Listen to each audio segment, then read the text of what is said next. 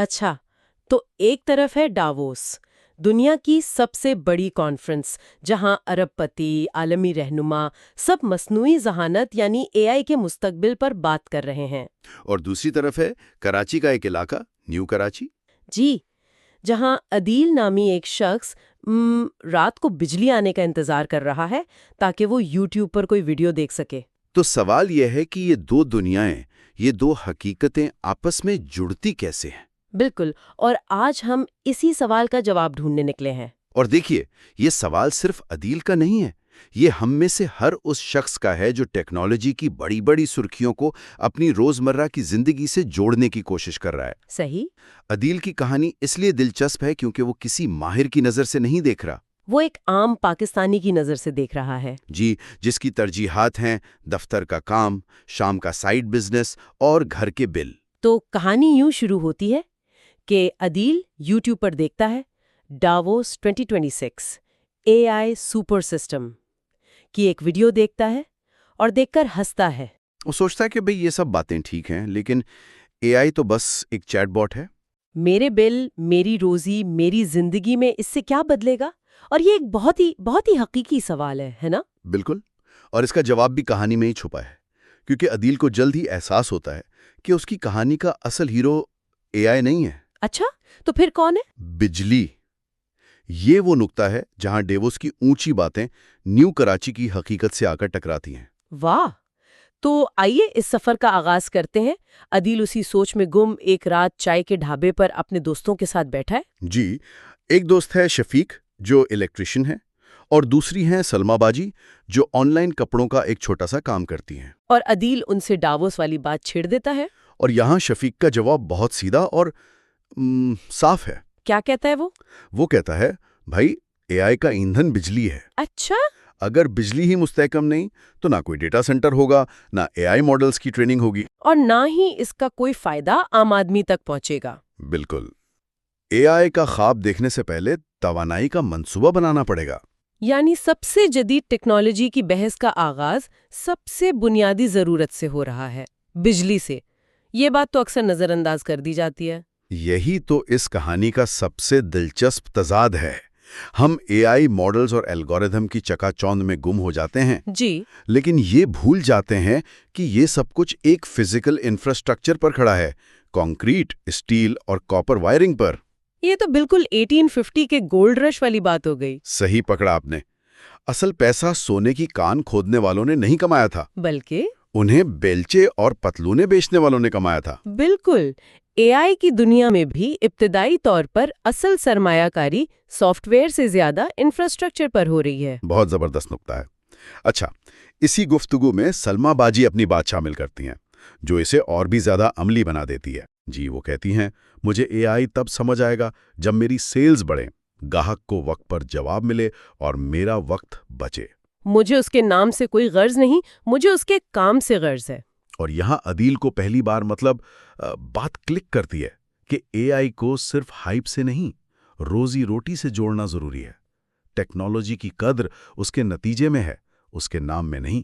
تو عدیل کے ذہن میں اب دو الگ الگ خیالات ہیں، ایک طرف اے آئی کا عالمی شور اور دوسری طرف اس کی اپنی گلی کی ٹھوس حقیقتیں، بجلی اور روزی روٹی۔ اور اس کشمکش کا حل اسے ایک ایسی جگہ سے ملتا ہے جہاں سے اس نے سوچا بھی نہیں تھا۔ کہاں سے؟ اپنی بیٹی کے اسکول سے۔ وہ ایک اسکول ایونٹ میں جاتا ہے جہاں ایک استاد بچوں کو اے آئی سمجھا رہے ہوتے ہیں۔ وہ بورڈ پر ایک بہت سادہ فارمولا لکھتے ہیں۔ فارمولا؟ کیا تھا وہ formula? A I is equal to بجلی پلس ڈیٹا پلس ہنر پلس اصول پلس مفید کام۔ واہ، یہ بظاہر بہت آسان لگتا ہے، لیکن جب عدیل اسے دیکھتا ہے تو اس کے ذہن میں ڈھابے والی پوری گفتگو تازہ ہو جاتی ہے۔ بجلی یعنی شفیق کی بات، اور مفید کام یعنی سلما باجی کی ضرورت۔ صحیح۔ اور اس فارمولے میں سب سے مشکل حصہ آپ کے خیال میں کیا ہے؟ شاید بجلی۔ زیادہ تر لوگ یہی کہیں گے، لیکن میں کہوں گا اصول۔ دیکھیے، بجلی کا مسئلہ ایک انجینئرنگ کا چیلنج ہے، آج نہیں تو کل حل ہو سکتا ہے۔ لیکن اصولوں کا مسئلہ؟ وہ معاشرتی اعتماد، اخلاقیات اور قوانین سے جڑا ہے، اور وہ بنانا اور ان پر اتفاق رائے قائم کرنا کہیں زیادہ پیچیدہ کام ہے۔ اچھا، استاد بھی کچھ ایسی ہی بات کرتے ہیں. وہ کہتے ہیں کہ ڈیوورس میں بھی یہی کہا جا رہا تھا کہ اے آئی کو تیزی سے اپنائیں لیکن محفوظ طریقے سے. جی. اس پر عدیل ان سے پوچھ ہی لیتا ہے کہ ہم جیسے عام لوگوں کا فائدہ کیسے ہوگا؟ اور استاد کا جواب بہت اہم ہے. وہ کہتے ہیں کہ 3 چیزیں چاہیے. کون سی 3 چیزیں؟ اول، بجلی اور انفراسٹرکچر کو حکومت اور کمیونٹی دونوں سطح پر سنجیدگی سے لینا. دوم، اپنے ہنر کو بہتر بنانا، یعنی سکلز کو اپ گریڈ کرنا، چاہے آپ الیکٹریشین ہو یا کاروباری. بالکل. اور تیسرا یہ کہ اے آئی کو صرف ٹرینڈ کے لیے نہیں بلکہ اپنے حقیقی مسائل کے حل کے لیے استعمال کرنا. اس دن عدیل گھر ایک نئی سوچ کے ساتھ لوٹتا ہے. وہ اپنے چھوٹے بھائی کو ڈیووس کے 1 ارب پتی کا کال سناتا ہے. کون سا کال؟ کہ اے آئی اور روبوٹس فراوانی لا سکتے ہیں لیکن سب سے بڑی رکاوٹ یعنی باٹل نیک بجلی ہے. اور اس پر اس کا بھائی ہنس کر کہتا ہے، ہماری تو بجلی ہی نہیں، روبوٹس کا کیا کریں؟ یہ طنز تو جیسے بہت سے لوگوں کے دل کی آواز ہے. بالکل ہے. یہ طنز دراصل ایک طرح کی بے بسی کی علامت ہے. یہ اس احساس کی عکاسی کرتا ہے کہ یہ ساری باتیں ہمارے لیے ہیں ہی نہیں. صحیح کہا. لیکن اب عدیل اس طنز سے آگے سوچ رہا ہے. وہ اس بے بسی کو قبول کرنے کے لیے تیار نہیں ہے. اچھا؟ جی. وہ نرمی سے جواب دیتا ہے، یہی تو نکتہ ہے. اگر ہم اے آئی سے فائدہ چاہتے ہیں تو شمسی توانائی، گریڈ اور توانائی کی منصوبہ بندی کو سنجیدگی سے لینا ہوگا. یعنی وہ صرف شکایت نہیں کر رہا، نہیں بلکہ وہ عملی قدم بھی اٹھاتا ہے. وہ محلے میں ان لوگوں سے بات کرتا ہے جو سولر اور بیٹری کا حساب سمجھتے ہیں. وہ فیصلہ کرتا ہے کہ پہلا قدم توانائی پر خود کام کرنا ہے. اور یہ صرف کہانی کا نہیں بلکہ حقیقی تبدیلی کا بھی ایک اہم موڑ ہے. لوگ اکثر بڑی ٹیکنالوجی کو حکومت یا بڑی کمپنیوں کی ذمہ داری سمجھتے ہیں. جی. لیکن عدیل کی سوچ اس کے برعکس ہے. وہ اسے ایک کمیونٹی کا مسئلہ سمجھ رہا ہے. اور یہی وہ نقطہ ہے جہاں ٹیکنالوجی زمین پر اترتی ہے. اس کی سوچ یہ ہے کہ بنیاد کمزور ہو تو عمارت کتنی بھی خوبصورت ہو گر جاتی ہے. بالکل. وہ اب بنیاد پر کام کرنا چاہتا ہے. تو اب تک ہم نے توانائی اور ایک عام شہری کی سوچ میں تبدیلی پر بات کی، لیکن کہانی کا اگلا حصہ ہمیں دکھاتا ہے کہ جب اے آئی کو عملی طور پر استعمال کیا جائے تو کیا ہوتا ہے. سلما باجی کا وائس نوٹ آتا ہے. جی. وہ کہتی ہیں، بھائی مارکیٹ میں ہر کوئی اے آئی کا نام لے رہا ہے لیکن کام کسی کا بہتر نہیں ہو رہا. یہ ایک حقیقی مسئلہ ہے. یہ ہے ببل ٹیسٹ. یعنی اگر صرف ماڈلز، چپس اور ہائپ کی بات ہو اور حقیقی پیداواریت، ریئل پروڈکٹیوٹی نہ بڑھے تو ایک بلبلے کا خطرہ ہوتا ہے. ٹیکنالوجی کی قدر اس کے نام میں نہیں، اس کے نتیجے میں ہے. بالکل. اور عدیل سلما باجی کو یہی مشورہ دیتا ہے کہ اے آئی کا نام لینے سے کچھ نہیں ہوگا، اسے کام میں لانا ہوگا. اور سلما باجی ایسا ہی کرتی ہیں. عدیل کے مشورے پر وہ اے آئی ٹولز کو اپنے کام میں استعمال کرتی ہیں. کیا کیا کرتی ہیں وہ؟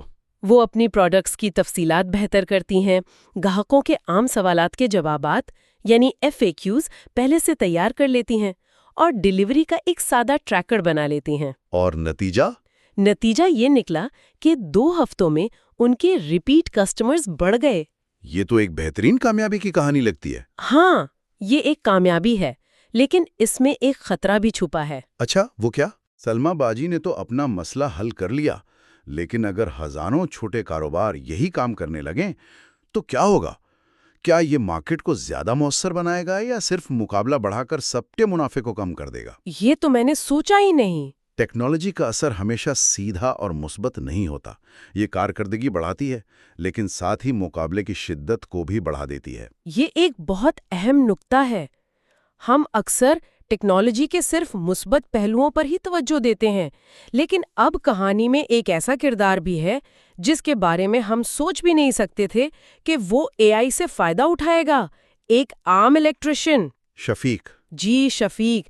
اس کے ساتھ جو ہوا وہ شاید اے آئی کے معاشی اثرات کی سب سے حیران کن مثال ہے. اسے ڈیٹا سینٹر کی دیکھ بھال کا ایک نیا ٹھیکہ ملتا ہے اور محلے والے حیران ہوتے ہیں کہ یہ ڈیٹا سینٹر کیا ہوتا ہے. تو شفیق انہیں بہت آسان زبان میں سمجھاتا ہے. کیا کہتا ہے وہ؟ وہ کہتا ہے جیسے فیکٹری میں مشینیں چلتی ہیں ویسے اے آئی کو چلانے کے لیے یہ ڈیٹا سینٹرز ہوتے ہیں. ان میں ہزاروں کمپیوٹرز، کولنگ سسٹم اور پاور مینجمنٹ کا پورا نظام ہوتا ہے. اور پھر وہ سب سے اہم بات کہتا ہے. جی. وہ کہتا ہے اگر ملک میں یہ انفراسٹرکچر بنے گا تو الیکٹریشنز، ٹیکنیشینز اور آپریٹرز سب کے لیے نئے مواقع کھلیں گے. اے آئی کا فائدہ صرف کوڈرز کو نہیں ہوگا. شفیق کی یہ وضاحت کمال کی ہے۔ یہ مجھے اس پرانی کہاوت کی یاد دلاتا ہے کہ جب بھی کوئی نئی ٹیکنالوجی آتی ہے تو اس سے وابستہ بورنگ نوکریوں کی مانگ آسمان کو چھونے لگتی ہے۔ صحیح۔ انٹرنیٹ آیا تو ویب ڈیولپرز کے ساتھ ساتھ نیٹ ورک کیبل بچھانے والوں کی بھی چاندی ہو گئی۔ اے آئی کے ساتھ بھی یہی ہو رہا ہے۔ یعنی یہ غلط فہمی ہے کہ اے آئی صرف سافٹ ویئر انجینئرز کے لیے ہے۔ بالکل، ڈیٹا سینٹر کی کولنگ ٹھیک کرنے والے کی اہمیت اتنی ہی ہے جتنی اس پر چلنے والے کوڈ کو لکھنے والے کی۔ یہاں تک تو سب کچھ بہت مثبت لگ رہا ہے، توانائی کا مسئلہ، عملی استعمال، نئے روزگار، لیکن کہانی کا آخری حصہ ہمیں ٹیکنالوجی کے تاریک پہلو کی طرف لے جاتا ہے۔ حفاظت اور ذمہ داری، جی، یہ آج کے دور کا ایک بہت بڑا چیلنج ہے۔ عدیل کے چاچا واٹس ایپ پر ہر طرح کی خبریں فارورڈ کرتے ہیں، اور ایک دن وہ اے آئی سے بنی ایک جعلی ویڈیو بیچتے ہیں جس سے محلے میں پریشانی پھیل جاتی ہے۔ یہی تو مسئلہ ہے۔ ٹیکنالوجی جتنی طاقتور ہوتی ہے اس کے غلط استعمال کا خطرہ بھی اتنا ہی بڑھ جاتا ہے۔ یہاں عدیل کو اسکول والے استاد کی بات یاد آتی ہے کہ ایک ہائبرڈ ہیومن اے آئی سوسائٹی میں غلطیاں ہوں گی، اس لیے اصلاح کے نظام یعنی کریکشن میکانزمز ضروری ہیں۔ اور وہ اس بات کو عملی جامہ پہنانے کی کوشش کرتا ہے۔ پہلے وہ اپنے چچا کو احترام سے سمجھاتا ہے کہ ہر فارورڈ کی گئی چیز پر یقین نہ کریں اور بھیجنے سے پہلے تصدیق کریں۔ لیکن پھر وہ ایک قدم آگے بڑھتا ہے۔ وہ صرف ذاتی طور پر نہیں سمجھاتا بلکہ ایک سماجی حل تجویز کرتا ہے۔ وہ محلے کے واٹس ایپ گروپ میں ایک اصول پیش کرتا ہے: حساس خبر کے ساتھ اس کا ذریعہ ضرور بتائیں، اگر ذریعہ معلوم نہیں تو براہ مہربانی فارورڈ نہ کریں۔ لیکن کیا اتنا سادہ لو ٹیک اصول واقعی اے آئی سے بنی جعلی خبروں کا مقابلہ کر سکتا ہے؟ یہی تو سوال ہے۔ میرے خیال میں کمیونٹی کی سطح پر یہ سب سے مؤثر طریقہ ہے۔ آپ ہر شخص کو ٹیکنالوجی کا ماہر نہیں بنا سکتے، لیکن آپ ایک سماجی ذمہ داری کا کلچر ضرور بنا سکتے ہیں۔ بالکل۔ معلومات کی تصدیق کرنا یعنی ویریفیکیشن اب ڈیجیٹل دور کا ایک بنیادی ہنر ہے، بالکل پڑھنے لکھنے کی طرح۔ عدیل کا یہ چھوٹا سا قدم ٹیکنالوجی کے مسئلے کا ایک سماجی حل ہے۔ اس پوری کہانی کے آخر میں عدیل اپنی ڈائری میں ایک فہرست بناتا ہے جسے وہ پاکستان اے آئی فارمولا کا نام دیتا ہے۔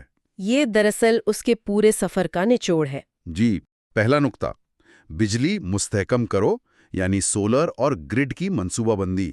اے آئی کو مفید کام میں لگاؤ، یعنی روزی اور پیداواریت بڑھانے کے لیے، نہ کہ صرف دکھاوے کے لیے۔